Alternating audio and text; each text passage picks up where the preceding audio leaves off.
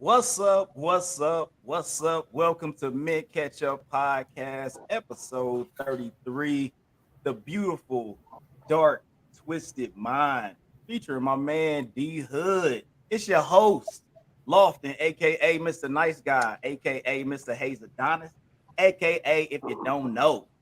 And I got my co-host, Rajeen. All day, man. Mr. Make It Happen. What's good? What's good? And What's you good? know, down low, below, I got my girl in the building, aka the perspective. Aaliyah's in the house. What's up, Aaliyah? Hey y'all. And not What last up? but not least, got our guest joining us to come kick it with us on the MKP. I got my man D Hood straight out the bus coming to hang out with us. How you doing, D? I'm doing well, man. Thanks for having me, man. I appreciate it. Hey, appreciate you coming through and hanging out with us. Once again, we gonna start it off. We had a week off. Everybody enjoy your Thanksgiving. Everybody enjoy their Thanksgiving. Raj, you enjoy your time, man? Yeah, man. I had a good time, bro. The family came over. We ate too much as always, you know what I'm saying? But we had a good time, drank a little bit, socialize, for the fam. You know what it is. Good stuff. But Good stuff. yeah, Leah, man. you have a good holiday. You get back to Philly and do your thing. Woo-wee. I'm still tired. I'm still tired. Family man. They come over here.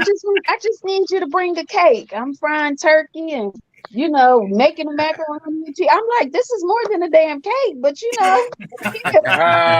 Hey, you had to pick up the ball where somebody else was dropping. You know what I mean? Like, you was the reliable one. That's why they called you up. That's why I'm gonna stop going home for the holidays. I don't be trying to cook. I want to sit around and get fat like everybody else. Hey, I got You know what I'm saying? I got you. So D Hood, man, how was your Thanksgiving, man? You have a good time?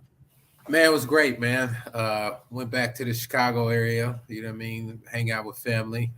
Ate way too much. So I didn't do too much different than the norm, man. Just good time around loved ones, man. That's all.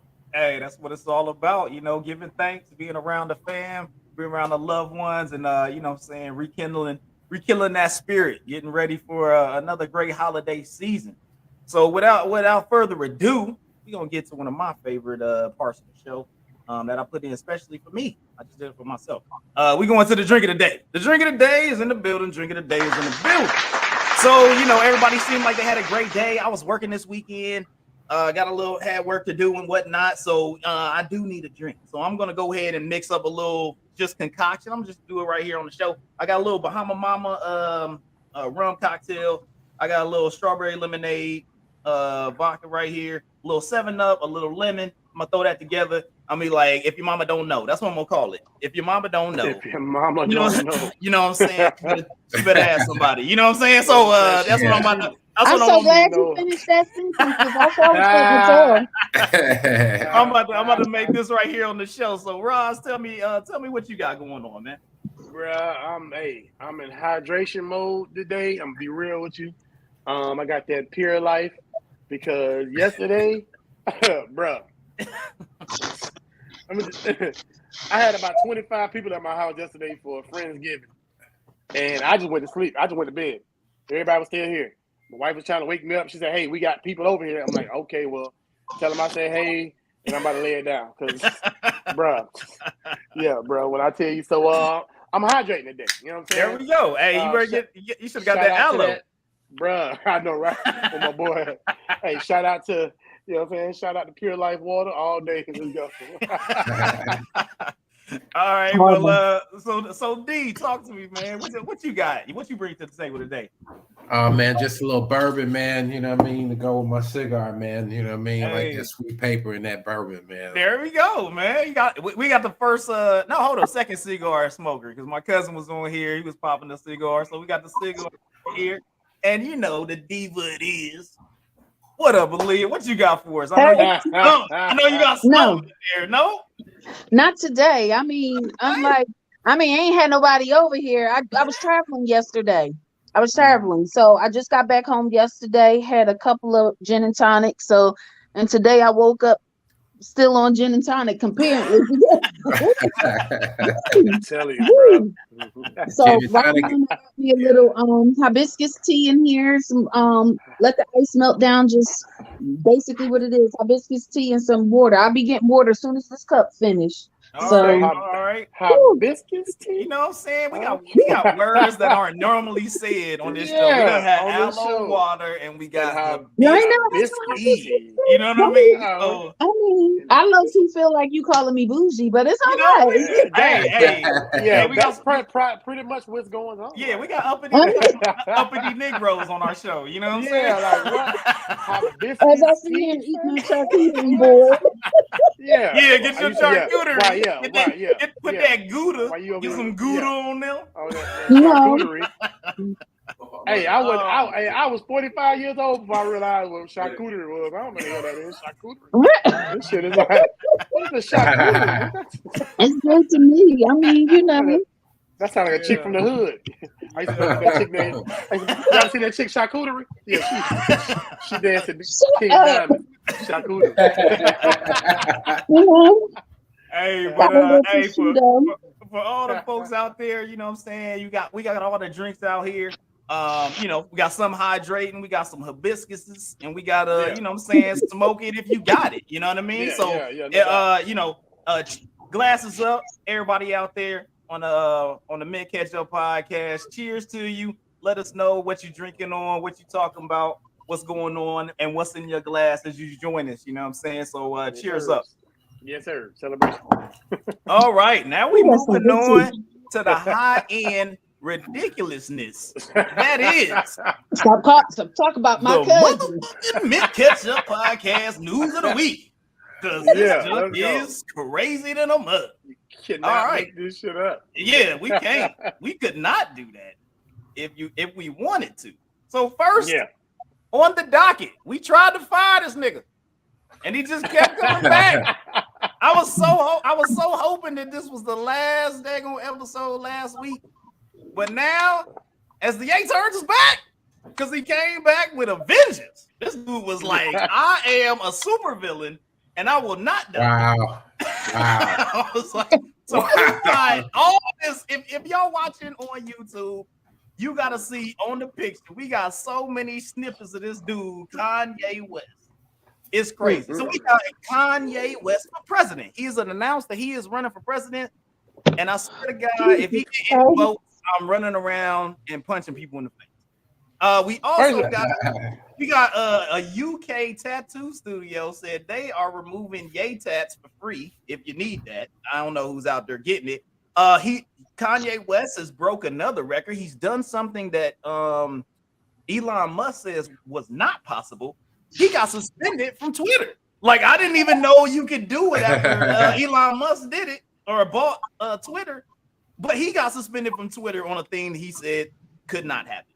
Kanye also accused Chris Paul of sleeping with Kim K. Also, we got Kanye West said, I quote, "We got to stop dissing the Nazis all the time." All right, and then he got good traits. And then, you know what I'm saying, Kanye was showing explicit pictures to his forcing his employees to see his explicit pictures of Kim. And last but not least, finally, Kim and Kanye are divorced, and he's got to pay $200K per month for them kids. So, with all that's going down with Kanye, talk to me, Aaliyah. I know you said this is your cousin from your third baby mama, auntie, uncle on the second side married. So talk to me and tell me what the hell is going on with your boy. My cousin ain't take his medicine. I mean, and the more and more outlandish he gets, the more and more it's evident where mental health quite literally needs to be assessed in this country as It's healthcare. It literally needs to be addressed in healthcare. You're not going to tell me this man is just out here. It's one. There's no agenda. If for one, when Trump was out here doing it and saying it was quite literally because he had an agenda. He had something to prove. He was trying to. There was an end state in mind. If Kanye got one, we gonna find out when Kanye ready to tell us. Because right now he done been through 4 name changes. He done touched on every damn topic that we not supposed to talk about. I get it. He does make valid points. We do need to stop. It should not be okay that as soon as somebody disagrees with what the go along to get along rhetoric is of what do you call them, The norm. Jewish people, right? Yeah. The Jewish people. All of a sudden, where they're anti-Semitic, but somebody can use the word nigga and quite literally be on the newscast the next day. That's bullshit. I get it. He does make valid points. It just gets lost. It just gets lost in his delivery of what he's trying to say. And I think a lot of that has to do with, I don't even think it's him being bipolar anymore. Like Kanye has quite literally been on a manic kick for so long. He might just have dissociative identity disorder. He might just be spaced the hell out. He might be on acid. I don't know, but there is obvious a definitive mental break from reality right now that he's living in. And as far as him showing everybody, Kim, you had your whole twat on motherfucking Kim. So I don't give a shit nobody's showing. No, it is. Oh, because you can't walk down that path because you about to be like, hey, it's fine to tell your employees and let me go ahead and put my jokes in that. Like, so you can't, even if it's on the net, you still have to choose to go see it. So that's what I'm saying. Like, if he out here just throwing it at people, you like, hold up. No, if it was something I ain't never seen before, I could understand if it was that. But now, if it was one of those things where, and then we're taking it out of context where somebody in that circle said this happened. What was the context? I'm sure I wouldn't put it past him to just whip out his phone and say, look at them titties. I mean, I wouldn't put it past them. But I don't know context on that one. I look at it like this. So I'm not so sure that he would just. Hey, hold up. Have you paid attention to what happened the last week? And you saying that you don't think that he would just? All right, Aaliyah. All right.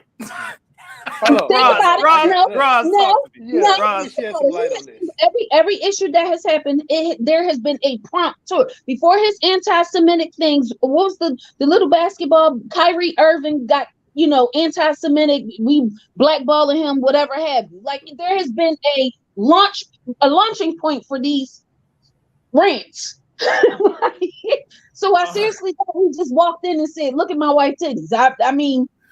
Something happened prior to. I just. All right. I got you perspective. All right, talk to me, Roz, man. What you got? So look, man. I'm first of all, that's funny as shit. So second of all, we have to think like everybody, automatically think, okay, it's Kim Kardashian.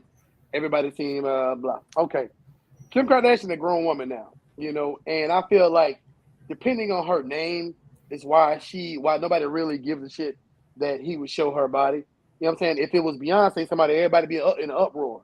You know what I'm saying? But it is what it is. As a father to daughters, I don't give a shit if my daughter was Kim Kardashian or my daughter was Michelle Obama. I don't want this dude. I don't want her husband out there or ex-husband out there, putting out pictures of her. You know what I'm saying? It's still, it's still a form. Still somebody baby. Yeah, it's still somebody's child. I mean, either way. And everybody made, make comments. Oh, well, when she was, Kim Kardashian was what, 18 years old, maybe 19 years old. She had a sex tape with Ray J. 20-something. It don't matter. Either way, it's sex tapes out here with hood chicks for free. You know what I'm saying? Now, but people get mad at Kim Kardashian. She got paid. She got paid. Like these other chicks doing this shit for free. I'm married now, a long time ago. I had a phone full of goddamn free sex tapes, whatever. Blah. But These was free hood rats. A long time ago, huh? Nobody gave us no long time ago. Long time. What your boy said long time ago. Long time ago. But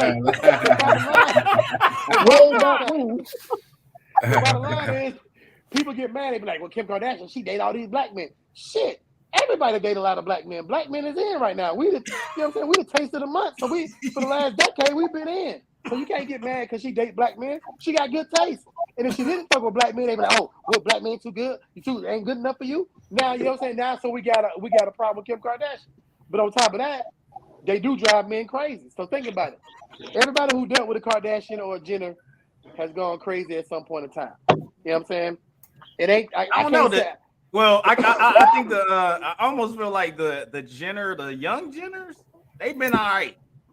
They still crazy though. They still like I'm talking about what they dudes. It hasn't been crazy. But, I mean, Travis Scott had his whatever. You know what I'm saying? What's the difference between and D? I'm gonna ask you this, and just so you have you can answer it. What's the difference between you, not you, but what's the difference between a person being a hoe in the spotlight? You know what I'm saying?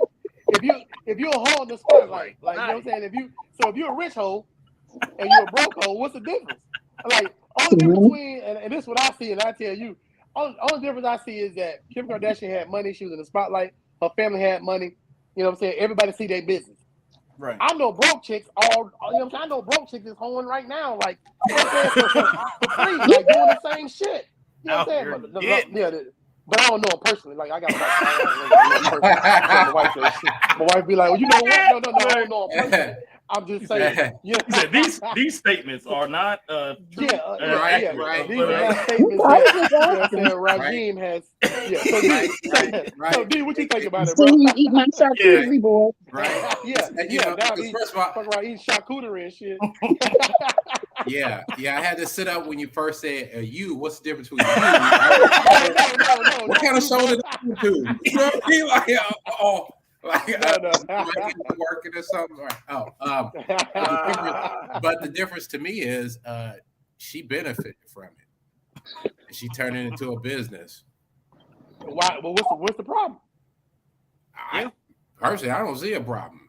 Exactly. Yeah. It's women out here selling. But you see, look.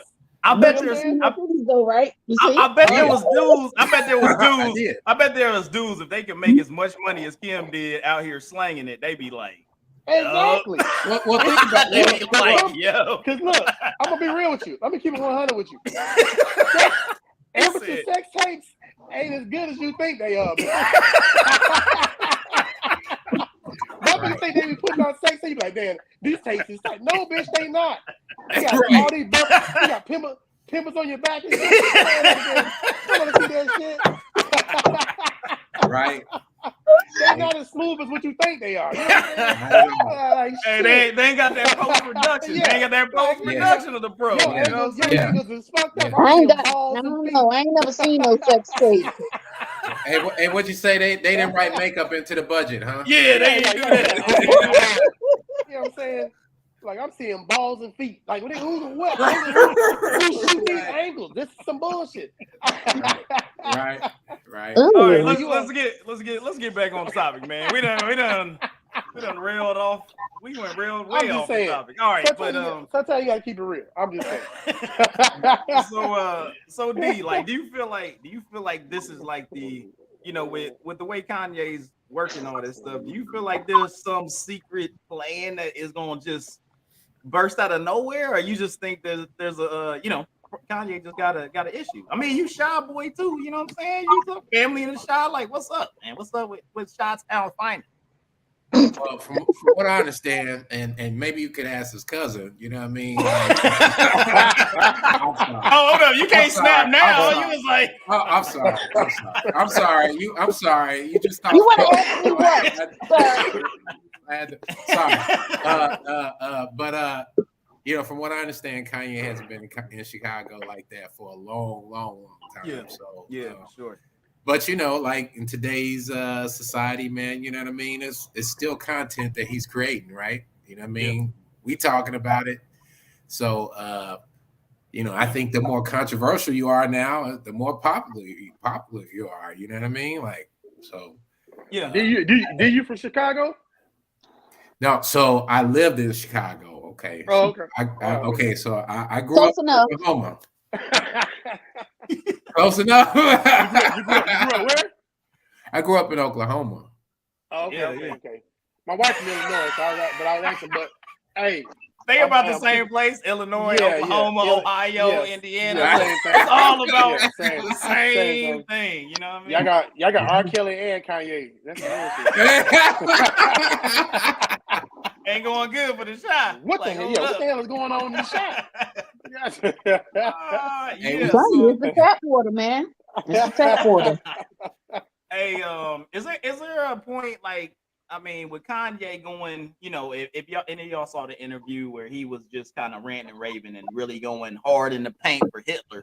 Like I never thought Hitler was ever really popular. I didn't know why this whole rundown. Like I don't know what he was bringing.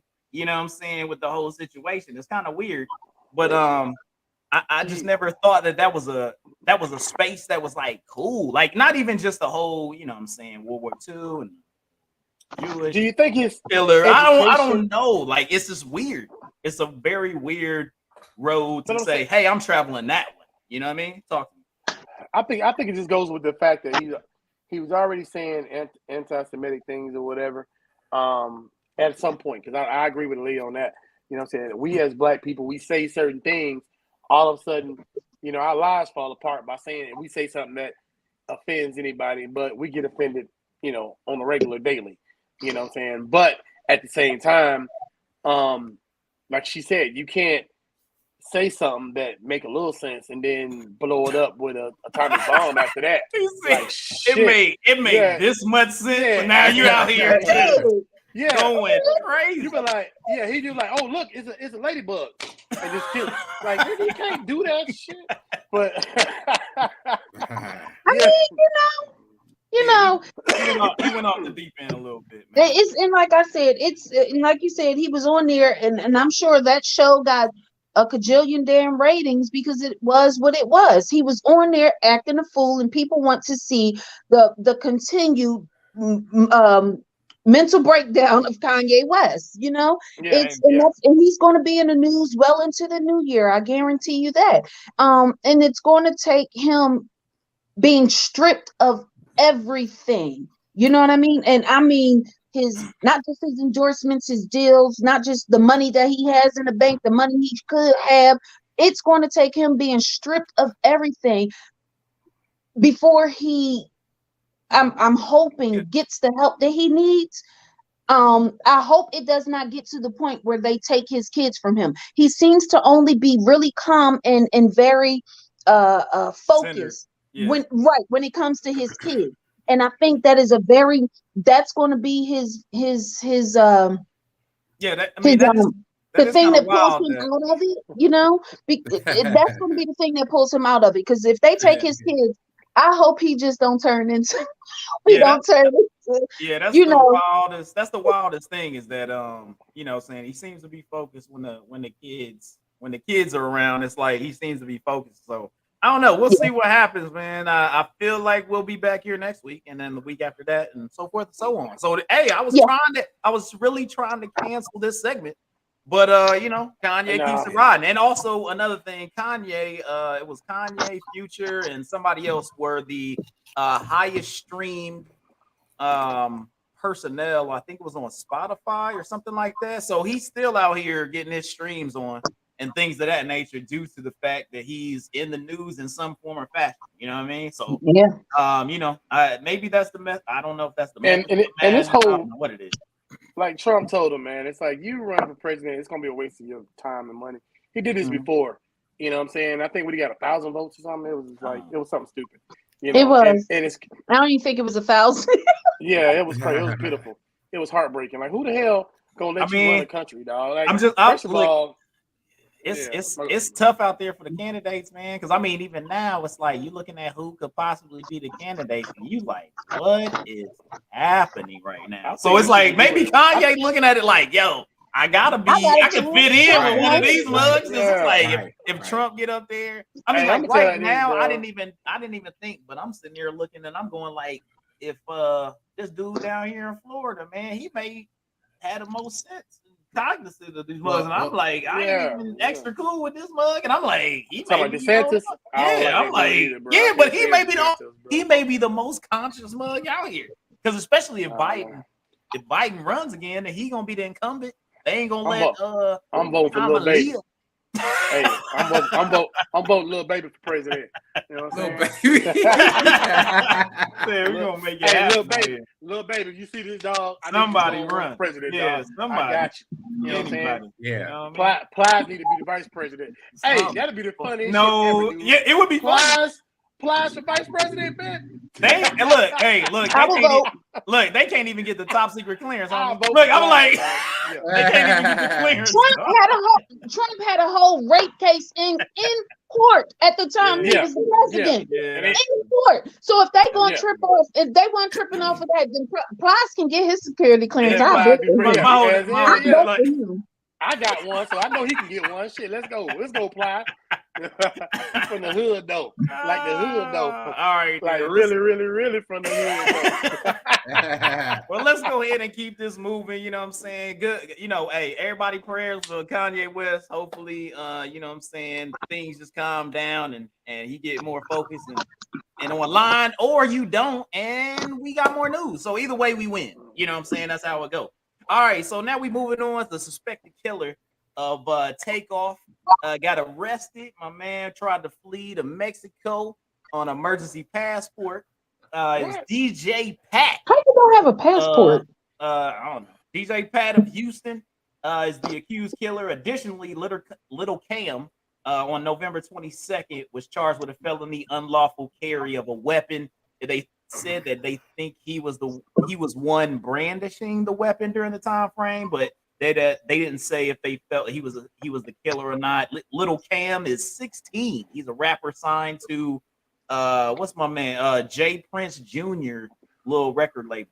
So I think it was a part of that little posse that was down there. Have you guys heard anything else going on? You know, I mean, the Takeoff situation has been kind of investigated, and we've touched base on everything that's been seen and going on with everything going on down there. What you got, Rob? I was thinking, man, I'm like, because you know, upon the initial situation, it wasn't. I mean, they was in a bowling alley. It wasn't dark. You know what I'm saying? We seen the video. It's like I kind of felt like somebody should have been knew who shot him. You know what I'm saying? It's like if us four are standing in McDonald's arguing about that, and only four, only four people here, like we know who shot. You know what I'm saying? Why, but it just pissed me off. Like, why all of a sudden now?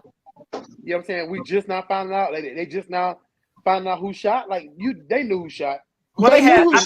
I think they got the 16-year-old quick. They got him on the 22nd, so that wasn't long after because they saw the branding of the weapon. Now I think they were probably like, "Yo, who? If he didn't, then who he did?" didn't do it, and he didn't do it. find out. He didn't do it. He didn't do it, and they know he didn't do it. But he's 16, and he was already going to be "quote unquote" in trouble for having that gun. The issue became nobody wanted to talk about who did it because everybody in that fucking bowling alley knows who did it. But when and this goes back into poor fucking policing because.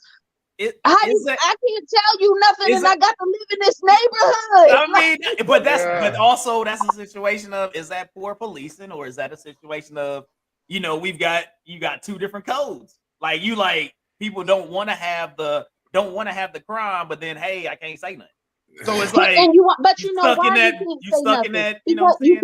I can't say anything because I will continue. I have to continue to live in this neighborhood. You're not going to give me any police protections. You're not going to move me out of the state, out of the way. You know what I mean? And then you want me to come back and put my testimony. I can give you my testimony. They do it with federal testimonies where they can protect you so nobody knows who you are. Meaning they put the screen up next, the whole 9 yards.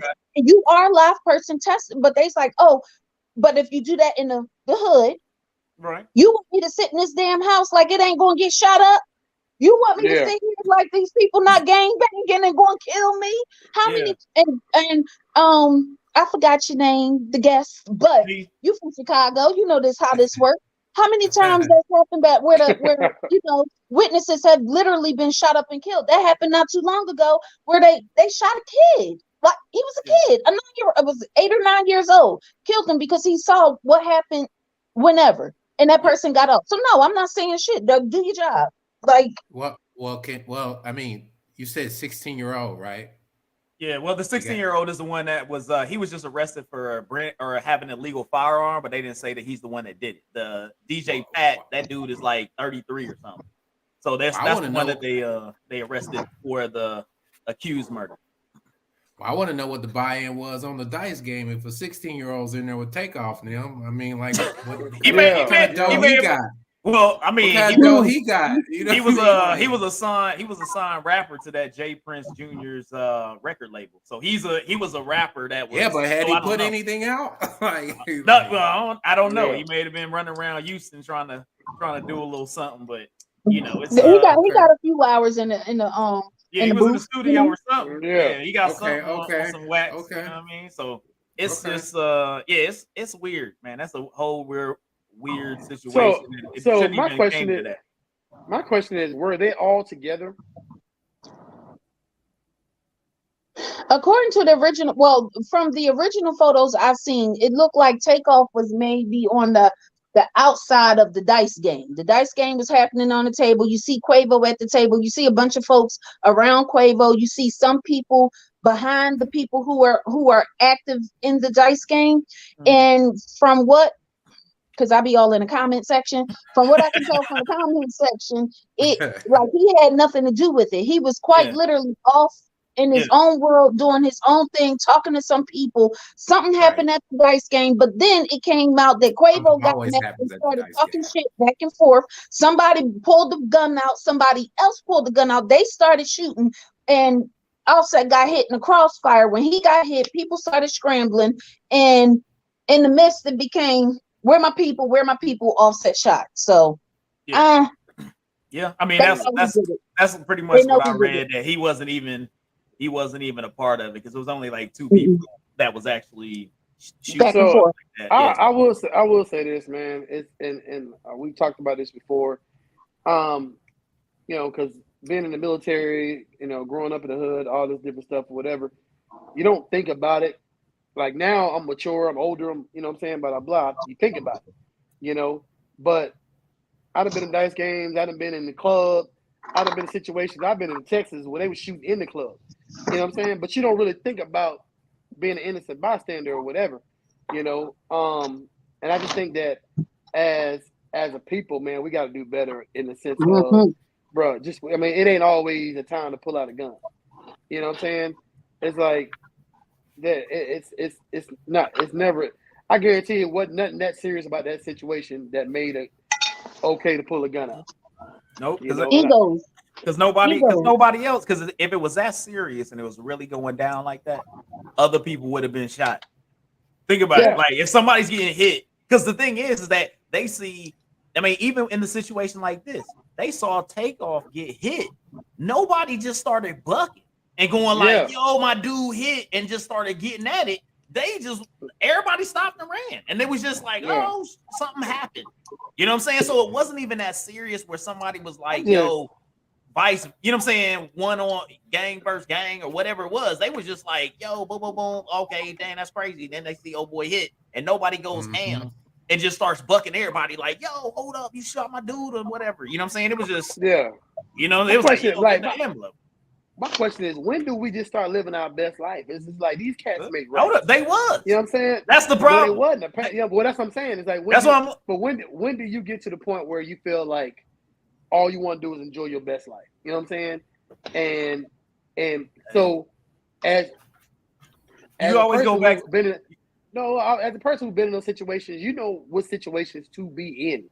You know what I'm saying? For me, if I'm somewhere and I know, okay, I don't want to be in this situation, I know this could get ugly. You know what I'm saying? It's certain places I don't go. But people enjoy their funnest memory, right? So if you came from the block And your from the block, fun. nigga. It's I like, mean, but I'm it just ain't saying. fun. But the thing is, how long did it take you? Because you said, "Hey, I've been in clubs where mothers shoes." So you stepped in the club and you was like, "Yo, the vibe up in here is like it was a That was vibe back in there." day, though. But that's what I'm But saying. now So it's that's like, what you I'm like, going. Like that's why I'm going. Like it takes everyone Maturity. time to mature to understand where you they're gotta at, be. and then what's on the line. Like you You have gotta to know the. You really be gotta know like, the what's room, on the bro. line? You gotta. You know what I'm saying? You gotta know that. You gotta know your surroundings. You know what I'm saying? You gotta Yeah, you gotta know. know where you at. Like for me, I'm always on the scan. You know, we military, so I'm always on the scan. Yeah. You know what I'm saying? So I know I got a concealed carry, but I scan the room and I can pretty much tell you everybody who's carrying. You know what I'm saying? And I know like all my friends, anybody I rock with, I know who carrying. You know what I'm saying? Right. Because I know if something pop off, like first of all, I'm a coach. I coach, football. So I'd have been in games where situations might almost pop off, and I watch certain people. You know what I'm saying? They're like, hey, bro, no, chill. You know what I'm saying? Because you know it's about to pop off. You know what I'm saying? But you got to know your area. You got to know your surroundings. You got to know like all these kids out here, bro. You're not gonna pop off all of these kids, right? Yeah. You know what I'm saying? That type of stuff. So Right. we as a people, bro, we as men and women of color have to understand our surroundings and know, you know what I'm saying, that it's not always a pop off situation. Now I have a conceal because I have a family, and of course, if I go somewhere, if I'm traveling, blah blah blah, I got protection to protect my family. You know what I'm saying? But if I got a road rage incident, I'm not fixing to pop off on you because you done cut me off. You know what I'm saying? Because now if I pull my gun out, you might have a gun too. Now my family in the crossfire. You know what I'm saying? Your family could be in the crossfire. You know, The rage got to be both ways. Like if you yeah. got rage one way, and the other person just like, "Hey man, that ain't even that serious." They were like, "All right, man, do your thing." Like that's the rage has to be both ways for somebody to just wild out. Like, you know what I'm saying? That's the deal. Like a lot of that stuff is, "Hey, my bad. Hey, I ain't, okay, it was your fault. Hey, you in a hurry? Whatever. It ain't bothering me. I'm on cruise control. I'm chilling. You know what I'm saying? Like, you know what I'm saying? We keep it moving, keep it pushing. I'm just trying to get to my place safely. That's all I'm trying to do. Yeah. I'm trying to get to Walmart. That's it. That's all I'm trying to do. You know what I mean? That's not. I get what you're saying, and unfortunately, we still do have those incidents where, people, and it's the road rage accident itself was the straw that broke the camel's back. It was never the catalyst for why. I just like the guy not too long ago, like earlier this year, he being an asshole in traffic and shot through his window with his eyes closed, mind you, shot through his window at the people that decided we're gonna stop playing this game and we're gonna go around you. So it's not necessarily having the rage back and forth. It's just somebody who decided my feelings hurt. You hurt my pride so much that I feel like I gotta kill you about it. So I don't know. Like Jean said, I don't go in certain places. I do have a concealed carry because a couple crazy exes and things, but it be happening. But at the same time, it's protection. It's protection. But know the difference between protection and you hurt my pride. And instigation. Yeah. It's always a difference. So, all right, well, we're gonna keep it pushing here. We got some more news out here. Your boy Jerry Jones was watching Monday Night Segregation. You know what I'm saying? Like it was like so back in 1957, Jerry Jones, owner of the Dallas Cowboys, as you see there's a picture in Little Rock where it was protesting supporting segregation took place. And Jerry Jones, at the age of 14, was one of the kids in the picture. Seemed to be if something that kind of came to light and then disappeared. It wasn't on the news cycle as much as LeBron, or not LeBron, but as much as Kyrie, and I mean Kanye just keeps himself there, but not as much as Kyrie and whatnot.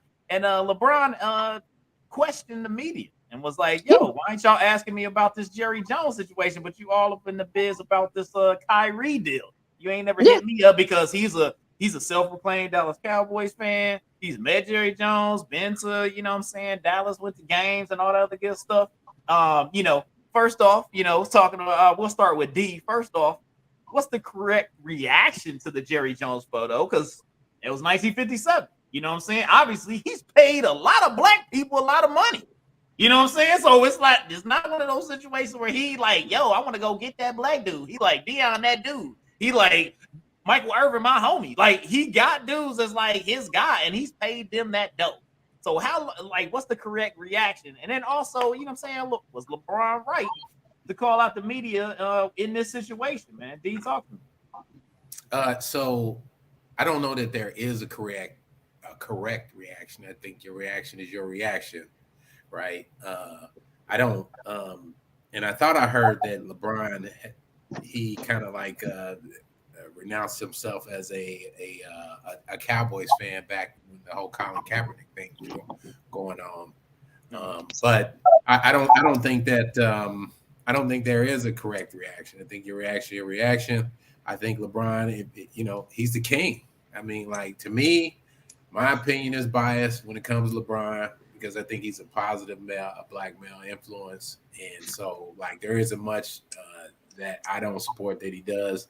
So if he felt like that was it, he felt like he needed to do that in that moment, you know, I support it. Do I agree with it?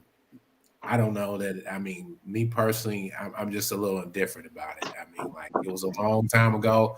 There's probably some photos of me somewhere where I was getting like, you know what, people were like, face. Hey man, is that me? You know what I mean? Like, so I mean, you know, they thought you was a KKK member, and you was just like, I was just a ghost. I was just being a ghost for Halloween. Like, I just went to cut the hose. Yeah. So all right, man. Well, Roz, man, what do you think, man? What's the correct reaction on that situation? I mean, that was 1957 back in the day. I don't really think it's a credible argument. You know what I'm saying? He was 14. He was, you know, I think racism is taught. You know what I'm saying? He was born into racism. You know what I'm saying? So I'm pretty sure that whatever he learned it from his parents or his surroundings. You know what I'm saying? So the fact that he grew up, you know, and I mean, like I say, he was 14. Now, if he would have been like 25, 30, you know what I'm saying? Where I felt like he would have known better, and he's still calling people niggas. If something came out, you know what I'm saying, I hate black people, then yeah, that's one thing. But 14 years old, you know what I'm saying, he was following suit. That's pretty much what he was doing. He was following suit. You know, I don't have a problem with, I don't know that man personally or whatever, but like you said, he's paid a lot of black people. You know what I'm saying? He's, you know what I'm saying, like Emmitt Smith, you know what I'm saying? Let's say Michael Irvin, you got all these cats. Yeah, you got Haley, Dion, freaking, you know, all type of.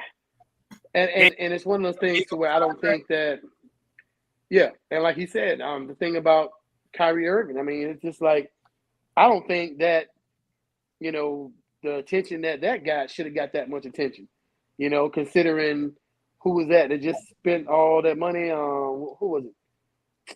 Was it Brett Favre? No, who just got all this money? You talking about Brett Favre's situation where he was taking the money from the whatever it was. Yeah. Like, that got swept under the rug so quick, nobody even really remembered it. You know what I'm saying? Didn't really be talking about and it's like they ain't really talking about it. But like you said, it's one of them situations to where if you know, we say something, it's blown out of proportion. Like just like LeBron was saying, you know what I'm saying? But you really haven't said anything about the Jerry Jones thing. But I think the Jerry Jones thing wasn't really relevant to anything. You know what I'm saying? I mean, if he came out and said that, you know, if he came out and he was KKK master or something like that, blah, blah, blah, then I would have been like, yeah, but I just think he was following suit. He was basically following suit at 14 years old. It's kind of, you know, you think it's equivalent of you know, being on the block and everybody on the block is a blood or a crip, and you like, yo, this is how I survive. Even if I have a different thought process, my environment. I think exactly. You know what I'm saying? You're a product of your environment, pretty much. You know what I'm saying? Like I remember back in the late '80s. You know what I'm saying? I was going through my African Bambaataa thing for a minute. You know what I'm saying? I had you have a game? You had the big old Sam, you know what I'm saying? I had the big African symbol on there, bro. You know what I'm saying? I was, you know what I'm saying? I was pro Africa and everything else, but then I went to Germany and realized African people ain't like us. So I'm like, shit, this is bullshit. I was representing y'all. And look, another thing, you know what I'm saying? You remember the Ethiopian commercials back in the day? Yeah, you know what I'm saying? Like, And then I went to damn Kuwait and met all these Ethiopian girls. I'm like, y'all fine in the motherfucker. What the hell? This some bullshit. Like, we done been deceived all this time. No, like, you helped them out. You done sent the food. Like, now they good. The Ethiopian girls, I'm like, God damn. Like, you sent the money, they good. They actually got the a penny a day. This some bullshit. I was like, I've been sending you niggas money for a long time. Nah, bro, but so Leah, talk to me. What you think? Is there a stipulation on the time frame for the Jerry Jones, and was LeBron right to come at the media like that? Yes, he was. He most definitely was, and I think if more people, which goes back into what I was saying, kind of talking to my cousin again, he had a point. It was just a delivery. It was just his delivery. But you know, LeBron having similar resources, you know what I'm saying, came at the media with a sound like. Y'all sitting up here asking me, right? Y'all sitting up here keep asking me about Kyrie Irving. Do they even play together anymore? Like, why is this relevant? But you won't ask me shit about, you know, this situation right here, and it's current. It is actually in the news. This just happened. So yeah, he was damn right for calling them the hell out. Now, as far as I mean, Jerry Jones just don't strike me as the kind of person who, you know. I'm not gonna say he loves black people, but but he ain't gonna call you a nigga tomorrow. He ain't gonna. I mean, he could. He loved that Prescott. Yeah, look, I can tell you right now, he know if he said that it hurts the Dallas Cowboy team, and he don't want to make sure his team is not ready for the playoffs. So I can tell you right now, he probably ain't saying that. And he's not the sole owner of the Dallas Cowboys. He's the sole owner. No, he ain't playing with his money like that. He's not gonna play with his money like that. I'm not gonna say he is a racist or he is racist. I will say, like you said, back in 1957, the times were very different. At 13, 14, 15 years old, you were still impressionable. You were still living with your parents. You were still doing what they told you to do.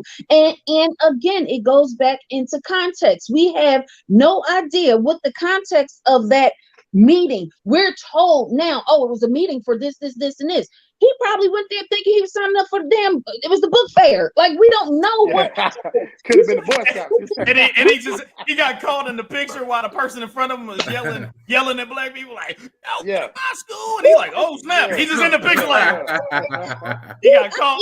But if you look at the picture, he doesn't. If you look at the picture, there's like his facial expression is very blank. There is no, or one of curiosity, if you were like, what the hell is going, like, what is happening? He doesn't look like he is an active participant in the festivities. Like, you know, a black person for the first time, he like probably. But I guarantee you, there's a high rate. There's a high rate of people Jerry Jones' age. I guarantee you, there's a high rate of racist people in that, because that's how they were raised at that time. You know what I'm saying? And like you said, the races, like the real races, are dying off little by little. Yes. You know what I'm saying?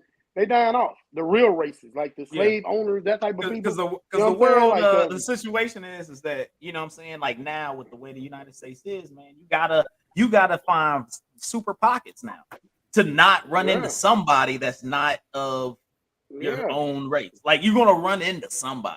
And you know, you got more and more people that are, you know, influencing and owning businesses, and you're gonna run into somebody, and folks are executives and they in charge of stuff, and they may give you that loan. They working at the bank. Like, it's like everybody's everywhere. So it's one of those, like, being that type of person, it isolates you more and more. You know what I'm saying? Like, before I could walk free and say what I want and treat these people these certain ways, and then you know, folks are in different places, and Muzz got video, and they can be like, yo, I can show you how wild these dudes is. Like, I saw this dude at Walmart out here, just he want to check somebody's receipt, and the dude didn't get the receipt out fast enough. He started dropping inbounds on them, my man. I was like, it's not a Walmart, dog. Like, you out here tripping. Did y'all see the one that was doing the Nazi thing in the airport? Yeah. I'm the like, big guy that was doing, I'm like, but nobody's. I mean, we heard saying about it. Like, it's crazy. It's extra crazy. So, it's always wild out there, and my perspective on that, like it was a long time ago, and I would say like if he did drop a lot of bombs, what I'm saying, back in the day, I can tell you right now, he done paid them dollars to them folks, you know what I'm saying? Like he gave them money up. So you can't say I can find you anymore because he done changed a whole bunch of black families' lives with the money that he done dropped in a whole bunch of black people's pockets. You know what I mean? So it may not have been everybody, but he did change up a lot of people's lives going forward. So yeah, but that's how it goes. I say Jerry Jones for president. I'm just bullshitting. Hey, it's all good. But hey, man, don't fuck with them robots though. Man, them robots will blast you. Oh yeah, San Francisco, right? So they trying to make RoboCop or something. I don't know. But San Francisco police, you got robots to use deadly force. So they had their I guess it was like the city officials or whatever, members of the board voted 8-3 in support of the policy, which needed to pass another vote by the board on December 6th, then to be signed by the mayor to come into law. So it's pretty much using like a robotic, either like, a robot like that, putting explosives on, or I don't know, maybe they got it where they got a little 9 milli or something, or put some bullets on it. But last time a robot killed some people or used by the police to detain or get rid of folks was the Dallas police used a robot with explosives on it to kill a suspect that was holed up inside a parking garage after an ambush in which 5 officers were killed and 7 others were injured, along with 2 civilians. So it has been done. The Terminator has been let loose to go out there and handle somebody, or RoboCop. I guess that would be more RoboCop. Went out there and handle somebody, even though it was remotely used. So what do you think about this possibility of more robots out there working on the police force, taking folks out? I mean, sniper on the roof. No, talk to me, Aaliyah. Talk to me. No, it's quite literally, it is because now you're thinking, how are they programming that robot? How are they programming the robot to determine when is the right time to use deadly force? Because if you're using the same fucking logic that the cops are using now, we're gonna have a whole lot more black people shot for nothing. And I don't like it. I don't see it. I do not. Now, when you say use of deadly force, I can understand if they are passing it where it's the where they did it like the whole Dallas sniper thing. If they're doing it like that, I'm all for it. Any other situation, hell no, bullshit. Is no rhyme or reason for a robot to have a gun. For what? No. You can't. I mean, because that's the space for an accident is a lot greater with a robot where you're programmed, as opposed to a person who at least has no, I'm not going to do this. A robot not programmed to do that. I have to complete this action because that's how I'm programmed to operate. Right. I just don't see it being. If it ain't with the bombs, no, don't do it. Because don't vote for them. Hey, Roz, what you think about RoboCop 12? I feel come out. I think it's some bullshit because I can't explain to a robot why I'm like.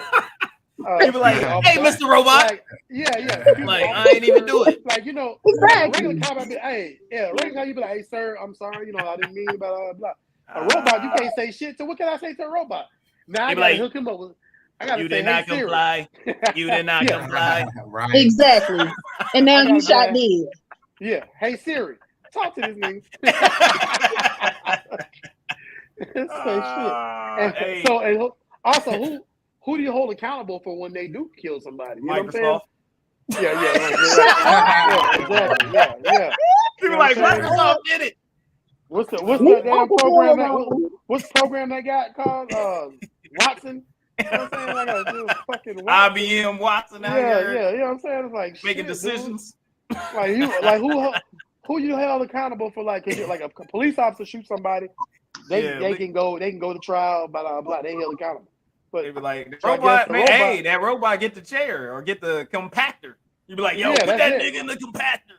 I mean, You can't. But who you suing? Who am I going to sue after you done shot my child? Who I'm The going to robot, sue? I guess the maker. I don't know. That's a city? good Yeah. one. Who gets that one? I don't know. But he's getting I the think if compactor. there's So I got to somebody, vote. whoever's in charge of that whole operation should be held accountable if that robot kills somebody. So it You know should what I'm go saying? all the way to the board. The board Yeah. should get sued. Like, yo, y'all voted for Yeah, this dude. y'all voted for this Oh, shit. robotic boy. So Yeah. what up, D? What you think? If you got the Terminator chasing you down, and he got a badge now, and he like you did not comply. You be like, I mean, what's the? I don't know, Yeah, man. what's- So What's the procedure?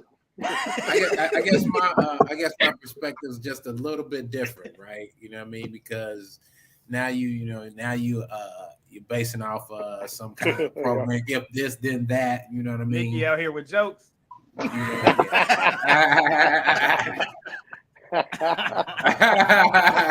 Yeah, so y'all all don't let my bad. wife in, huh? You know? What part of the show was I didn't see her on the agenda? You know what I mean? Hey man, everybody can jump in. So now you can talk trash. And you just got to deal with it. Right. No, so again, I just think with the right program in an extreme circumstance, you know what I mean, and the loss of human life, why not send a robot? That's just me, though. Yeah, I mean, it could be. I mean, no different than I would say it would fall in the perspective of kind of like what President Obama at the time. He started using more drones. He was like protection of American soldiers and things of that nature. Instead of going, hey, we're gonna send in people, let's utilize this drone program and things of that nature to be able to limit the loss of human life. So I guess it would be a kind of in that deal.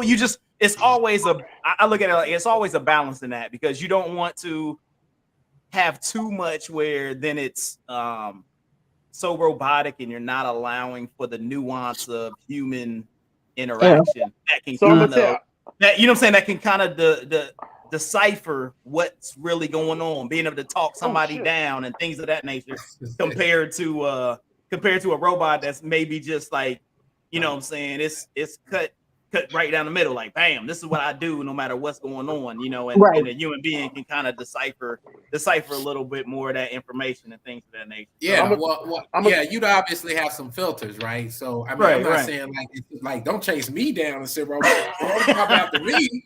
You know what I mean? But like, if it's a hostile situation and it's like gunmen in a joint, man, and you don't know where people are, you know what I mean? Why not send somebody in there? I'm gonna tell you what the next problem is gonna be, though, coming from a cybersecurity perspective, because I'm cyber all day. Yeah, and so it's gonna get hacked. I guarantee you. You know what I'm saying? It's there. Because if I was a hacker, me too. I'm gonna hack RoboCop and start doing work. There's a few people on that list. Let me just throw some names on there. I'm hacking RoboCop and getting busy. You gonna download a little hit list, huh? You know what I mean? I'm saying. He said, "Hold up, get these names." Yeah. Hey, remember that guy we used to date from 19 young? Put his name on that list. They say, "Are you Lofton Hayes?" Just be showing up at folks' house like, what? My bad, dog. I had to do it. Yeah. And you sell 32 on sheet 4. Yeah. Like, got him. You're like, that's cold-blooded right there, man. But that's the nature of the beast, though. You know what I'm saying? Being that I'm cyber, man, I'm trying to tell you, nature of the beast is that these things, the what do they call the Internet of Things or whatever. Yeah. That's what's going to happen. Everything is vulnerable. Yeah. At some point. Always. You know what I'm saying? I don't understand why they go back into this damn. I'm telling you, Sally Mae or whoever the hell the name of them is now. They just, why do I still have a student loan? Just like y'all ain't got nothing better to do. Hit the student loan office up. Y'all gonna be hacking into the robots. Hey, freaking Biden was trying to hook everybody up and they canceled that joint. He was like, nah. Hey, I'm gonna tell you something that's funny that you say. You need that dope. I used to own a internet cafe. And this before I got really deep into cybersecurity or whatever. And I had some people who's come in there, some real hackers. And I made a comment. I'm like, hey, I said, shoot, y'all let me know y'all can fix my credit. Everybody got quiet.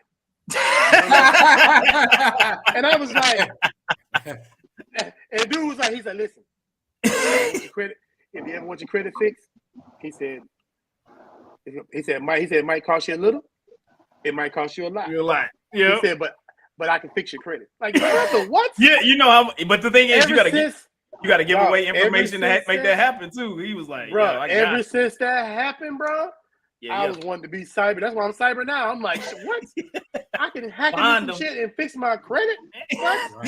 Right. But I haven't get did that. Loan. He's like, I haven't done that. You have not. Have not. I have not done that. I have not done any of that stuff. Yes. If my boss is watching this, I've never done. Upstanding citizen. Law-abiding citizen. But if y'all need y'all credit, you know, if y'all need y'all credit, hey, got him. Yeah, what's it? Mint Ketchup credit. Yeah, you know what I'm saying? We got you. Anyways, we're gonna keep it going with the best of the rest. So we got a few things out here. We got young 10-year-old boy out here shooting his mama because she refused to get him a VR headset, which that's crazy. It ain't even Christmas yet. Like, dang, man, he couldn't wait till the 25th. Like, that's cold-blooded, man. That's cold-blooded. These kids out of control. You know what I'm saying? I still think it's a mental health issue. I followed up on that story the other day, and quite literally they were saying, you know, the grandma goes and checked on. She made the comment like it still hasn't dawned on him that his mother is dead. He's still asking about when Amazon coming with his box. That's wild. Yeah, that kid is not he's not all the way there. You know, needs some help. We also got, you know what I'm saying, middle school kids in California. They out here hitting them gummy bears hard or something because they had a cannabis overdose in the middle school out in California. So heard of a cannabis overdose. That's a lot of gummy bears, yo. Like, I mean, they was just done. It wasn't no cannabis overdose. What had happened was they was all smoking gummies, and they didn't get them 5 or 10 milligram gummies. They might have had them 25, 35, 50 milligram. Yeah, you know what I'm saying? And what happens is, no, seriously, if you're not a person who partakes, and you decide you're gonna start off on a 25 milligram gummy, that shit gonna rock your world. And they probably was all just they got sick. No, they pretty likely got sick because they didn't know any better, and they might have, you know. But after then, they had a good night's sleep. I'll tell you that much. That bell rung, and the teacher was trying to get him out that class. Yeah, he was like, "Hold up, you're supposed to be at math right now. Why you been in my class for the last 4 periods? Like, you need to get up out of here." Or somebody's PayPal thing went crazy with snacks. Bro. Say, hold on, why my credit card got all these Cheetos? Right. Exactly. It's like, hey, can I get some Takis? Like, hey, son, did somebody order a case of Takis? Like, shit. Also, we got AB out here throwing passes but catching charges. We got AB out here throwing passes but catching charges. You know what I'm saying? He out there hitting people with shoes in their ponytails. You can't be doing that. Don't be throwing shoes and hitting people in their ponytail. That ain't good. You know, but you gotta understand. Pay good money for that ponytail. You know, seriously.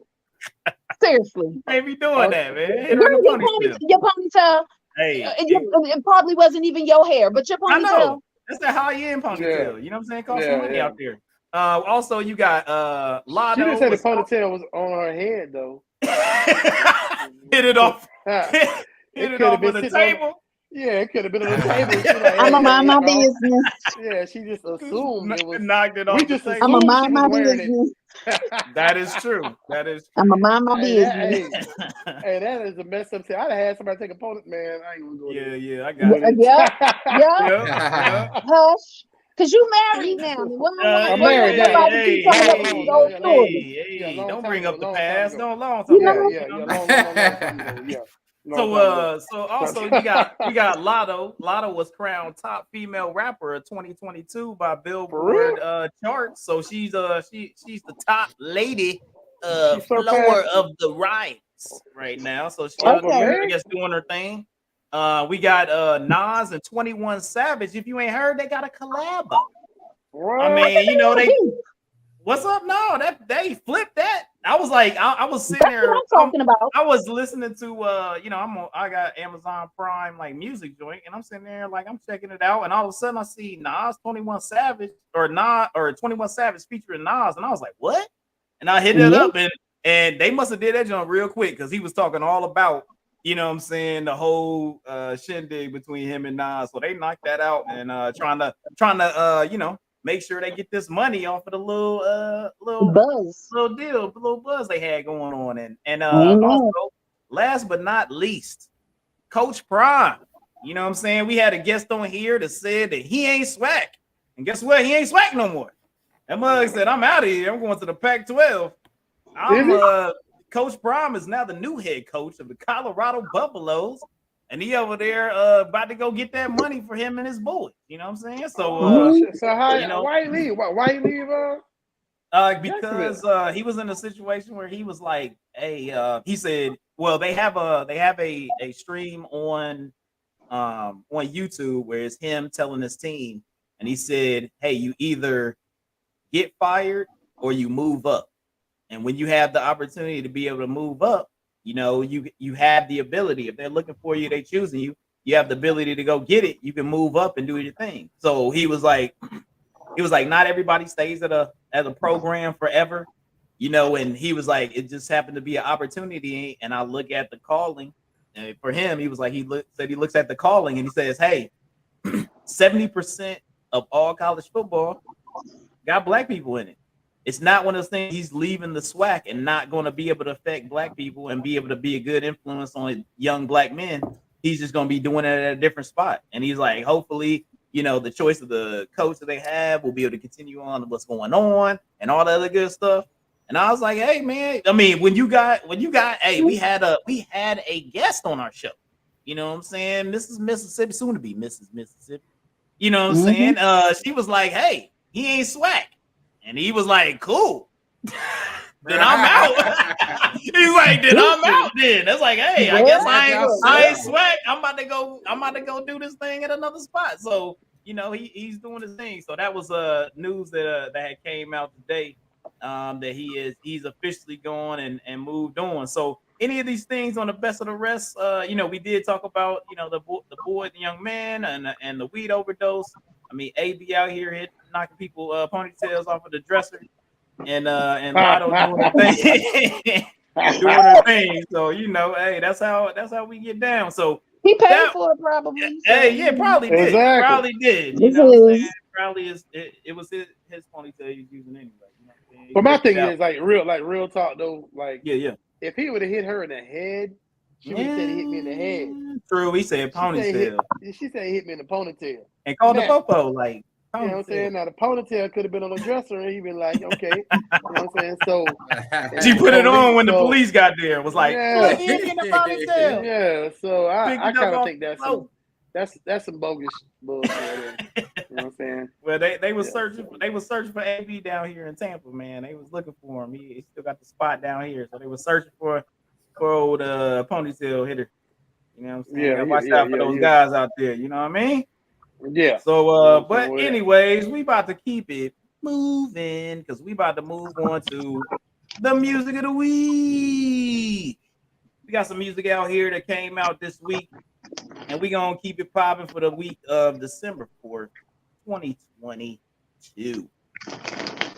All right, we got album by Babyface Ray, MOB Mob. We got Young Green A, Survivor of the Trenches. We got The Boy by One Gang. We got Cricks CR6. We got TT Freak by Akon. We got 19 by Young KO. Commercial Break by Poof Pack Mook and Jacob Rochester. And we got Heroes and Villains by Metro Boomin. Also, there was some other honorable mentions on there that happened to not be on this list. Kevin Gates came out with a little something. Snoop Dogg and them came out with some singles by Westmore. They getting ready to come out with an album. So there was a few people that was out there was doing some things. And of course, you know what I'm saying, we've got the Mint Ketchup Spotlight. And I put 2 on there just because they had short tracks and short albums.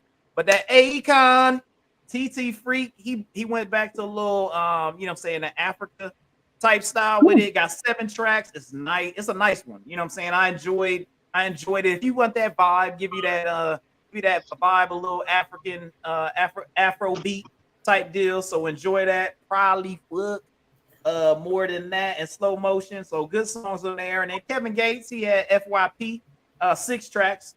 Think About My D, Me Too, Really, Really, and Big Gangster was the ones that I choose out of there. So I was able to pull 4 out of those albums, and they only had 7 and 6 tracks. So I mean, good albums. If you can run 4 songs out of a 6-track album, then you got potential for a really good, you know, EP on the short end for those. So go check out that Akon. The Akon's legit. And if you feeling that Afrobeat feeling, and he still got that convict, he still hit that, you know what I'm saying, like you're on the cell block with it. So it's nice talking to the ladies. And then Kevin Gates, of course, got his good songs and the things he be doing out there. So check that out. Is he still locked up?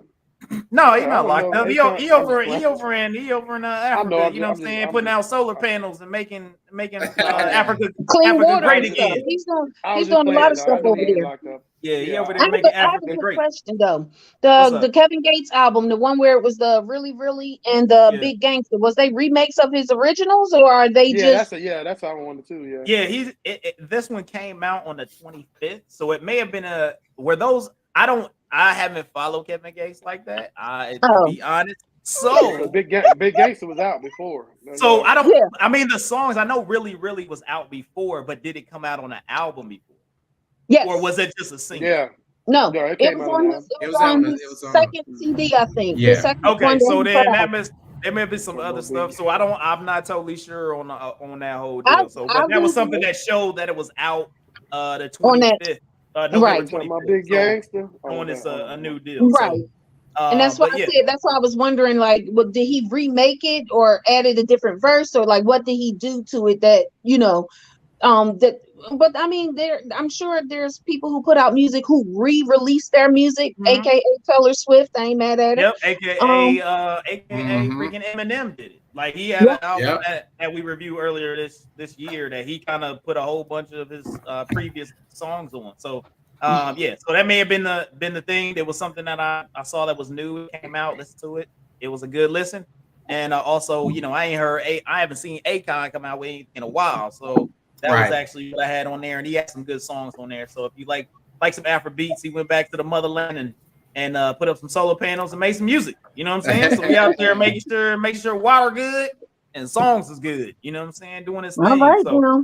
all right. Well, we're gonna keep it pushing. So that's your music. Go check that out. We're gonna keep it pushing. Then we got my man D Hood in the building. So everybody welcome D Hood.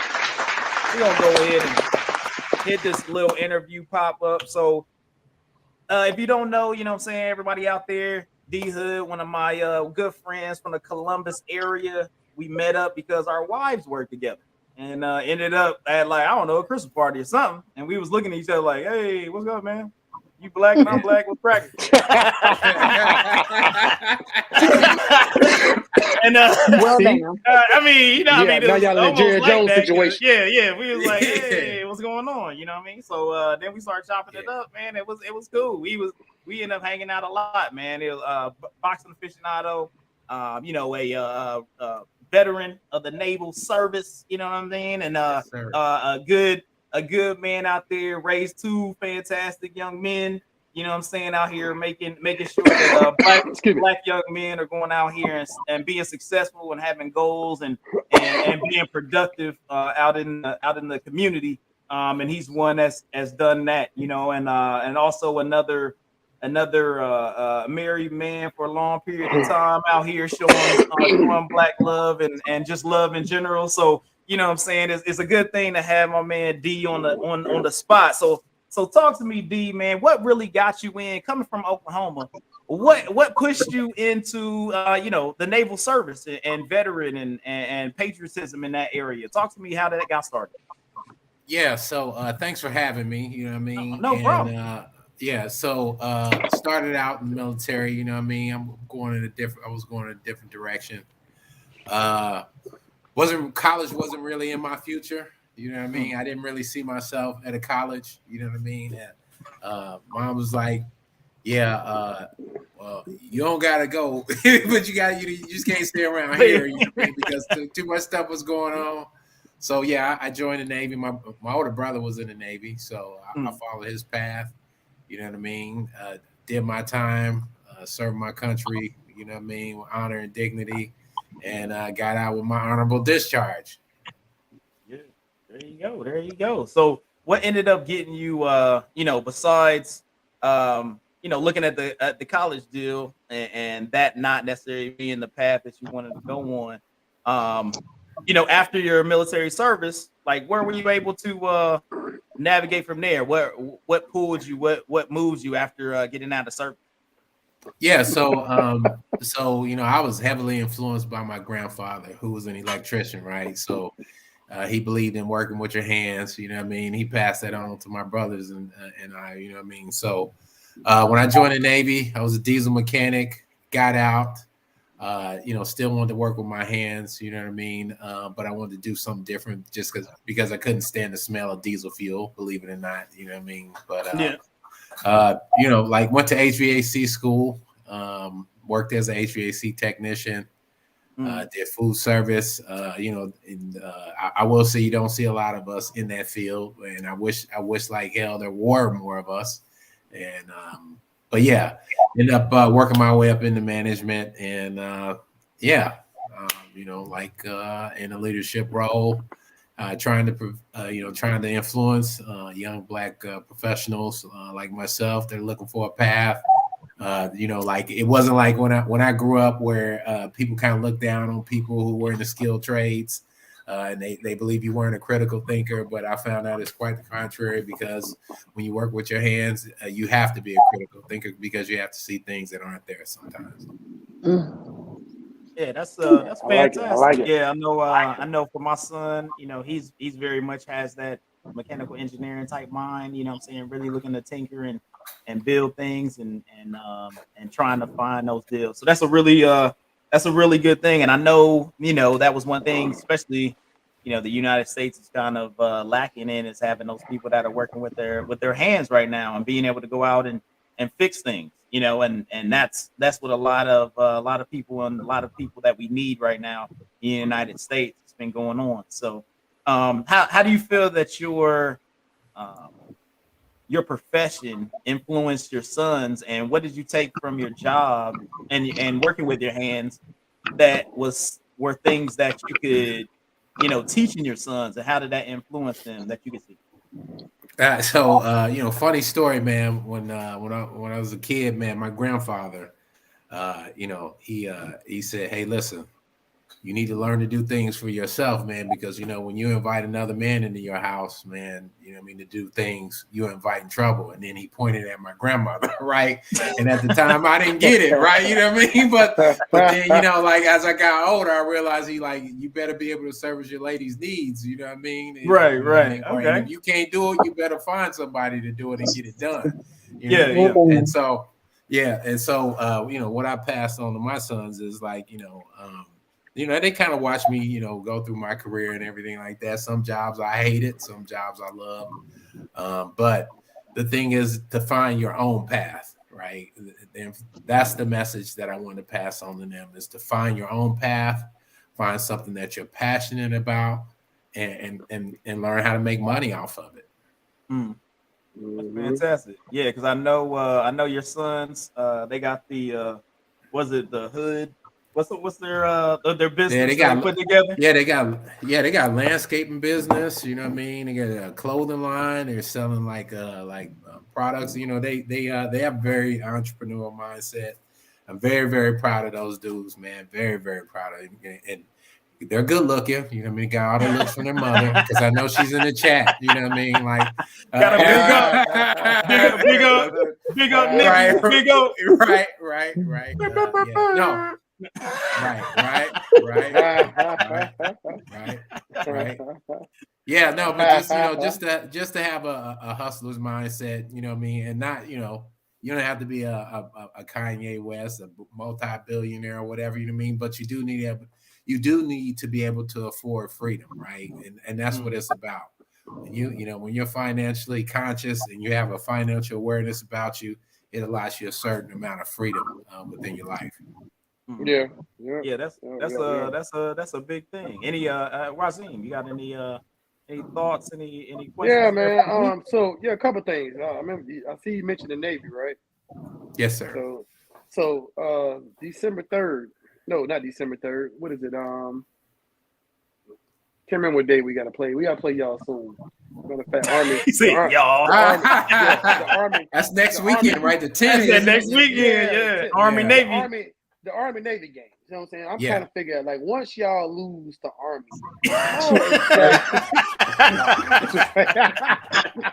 Hey, look, because I was an Army fueler myself. I was an Army fueler, you know. Okay. And you know, so but I'm Army in one all day.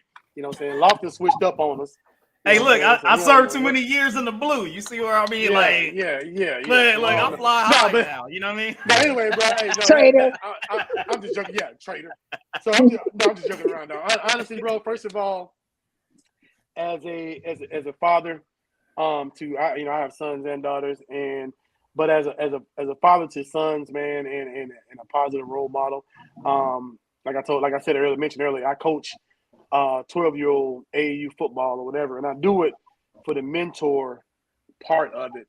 And I commend you, man, because we need more brothers out there doing that. You know, so we need more.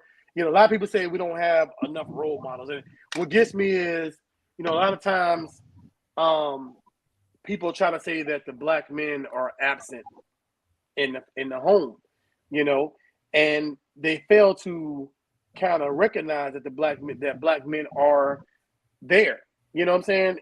And you know, even like for me, I got 2 bonus sons. You know, I just got married, and I got 2 bonus sons. My stepson, I don't call him stepson, but my bonus sons. Then I have my biological son. You know, and I have a son-in-law. You know, and I say all that to say this. You know, regardless of what position you are put in to be a role model, we as black men have stepped up, I say, a lot in that department over the years. And to meet a brother like you, Hayes, you know, to step in, and we usually we get a lot of positive role model men on this show. And you know, I like to send a special condolence, a special shout out to y'all to make sure y'all know that we see y'all. You know what I'm saying? Men Ketchup see y'all. You know what I'm saying? We see y'all, man, because you know, like I said, our children need that, man. You know, I tell my wife all the time, young men have to be made into good men, have to be raised by good men. Yeah. You know what I'm saying? And you know, sometimes she think I'm a little hard. We got a 15-year-old, and sometimes she think I'm a little hard on him. You know, but I tell her that I'm hard on him now, so the world won't be hard on him later. You know, you get what I'm saying? And we have to continue to make that push forward to make sure our young men know that my dad taught me this. You know, my dad taught me how to stay alive on a traffic stop. You know, my dad taught me how to stay alive if I get approached by a robot. You know what I'm saying? My dad, but my dad taught me how to survive in a world that sees me as a threat. You know what I'm saying? So with that being said, we have to continue. Like, excuse me. And so y'all know, I had the flu this week. You got COVID? Week. No, Thank I had the flu. I'm over it now. I'm at the I gotta wipe my screen off, man. I got remnants. I got remnants of it or whatever. So y'all trying to be funny. You know what I'm saying? But I'm over it now. I got disinfect my computer right now. Yeah. I got COVID tested. I came back negative. I'm negative. You know what I'm saying? You ain't got to worry about Watson sending you no COVID. You know that? You ain't got to worry about literally no computer virus. Honestly, I had to make some cough syrup earlier this week for make. Yeah, I make it. Are you a voodoo witch? Like what is? A little No, seriously, because I don't, the kids are getting sick, right? And they're in and out, and I don't have them, but there's a lot of them in this room here. Yeah. So, Yeah, for real. what I did is I did, and I passed this recipe along to my cousins and them because they have really little ones, and I'm like, you can only give your kids, was it the children's Tylenol, the children's Motrin, so many hours. So this is more herbal. It's honey, thyme, star anise. I put wild cherry bark in it, some Ella campaign in there. It's Hibiscus. no, it's not. Hibiscus for something else. Mind your business. But no, I put that seriously, I because you can give it love to that hibiscus. I'm just saying, it's good for me. No, but You you eat hibiscus. honey, because it's all natural. It's literally a natural, you know what I mean, cough syrup for them, because you can give it to them a lot more often than the children's Tylenol and the Motrin, so they don't have the the little tickle in the back of the thumb. They all won't sneezing. overdose. They won't overdose. They sneezing and coughing in your face, and little patron. Well, that's what happened to me. My So 15-year-old bro, he brought it home from school, I'm sure, because he was sick, and next thing you know, it got me. But that coffee anyway, I'll send you the recipe. It's pretty easy to make. Send me the recipe. Yeah, that'll work. So anyway, I do I do appreciate what you're doing. Like I said, I know you're as a black man. For me and you and Hayes, I will say this: to us, it's a normal thing to take care of our kids. You know what I'm saying? Mm-hmm. But you'd be surprised how many men out there don't see it as a first priority. You know what I'm saying? So, to meet men like you, I mean, like yourself, Hayes, to meet these type of men that, go above and beyond to teach their sons how to, like you said, how to become entrepreneurs, how to survive life, and blah, blah, blah. It's a big thing. It's not just passive. It's not something that, to us, it's what we do. Of course, to us, it's like, okay, well, I'm your father. This is what I do.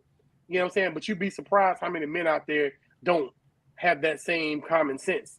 You know what I'm saying? Like, why didn't you teach your son this is not okay? Why haven't you taught your son it's not okay to hit a woman or talk to a woman crazy or talk to their mama crazy? And these are small things that we forget about. So, and I guess with you, and I guess there was a question in a statement, or a statement in a question. You know what I'm saying? How do you feel? How did you say your sons were? 20 and 18. Okay, so and I got a 22-year-old, man, and it's like my oldest is 25, and with that being said, they're young, like I said, they're young adults.